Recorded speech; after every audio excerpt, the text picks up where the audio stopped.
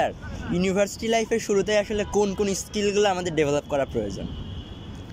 University লাইফে normally হচ্ছে যে যেটা হয় যে তোমার যে কোনো একটা টেকনিক্যাল স্কিল জানলে ভালো। টেকনিক্যাল স্কিল বলতে যে কোনো একটা স্পেসিফিক এরিয়া, লাইক আমি মানে ওয়েব ডিজাইন করতে পারি, বা আমার হচ্ছে যে খুব ভালো কমিউনিকেশন করতে পারি, লাইক তুমি তাহলে সেক্ষেত্রে বিভিন্ন কোম্পানিগুলোতে কমিউনিকেশন মানে কী বলে ম্যানেজার হিসেবে কাজ করতে পারো।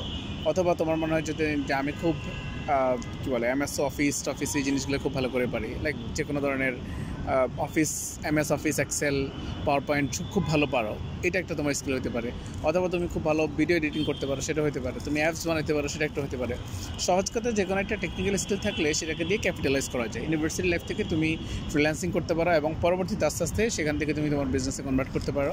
অ্যান্ড মোর ওভার এইটার সাথে সাথে তোমার অন্যান্য যে স্কিলসগুলো দরকার, যে সফট স্কিলগুলো, লিডারশিপ বলি, তারপর হচ্ছে যে নেগোসিয়েশন বলি, প্রবলেম সলভিং বলি, মানুষের সামনে যে কথা বলা মানে স্পিকিং ক্যাপাসিটি, এই এক্সট্রিম পরে স্পিকিং ক্যাপাসিটি, এই জিনিসগুলো ডেভেলপ করা উচিত। কারণ দিন শেষে কমিউনিকেশন সব কিছু। তুমি যত কিছু জানো না কেন, তুমি যদি রাইটলি কমিউনিকেট করতে না পারো, তোমার রাইট জায়গায় লিডারশিপ শো করতে না পারো, রাইট জায়গায় তুমি নেগোসিয়েশন করতে না পারো, রাইট জায়গায় তুমি প্রবলেম সলভ না করতে পারো, তাহলে কিন্তু আলটিমেটলি দিন শেষে লাভ হবে না। তো সেই জায়গা থেকে কোনো একটা স্পেসিফিক টেকনিক্যাল স্কিলের সাথে সাথে তোমার এই সফট স্কিলগুলো ডেভেলপ করতে হবে। Okay sir, thank you.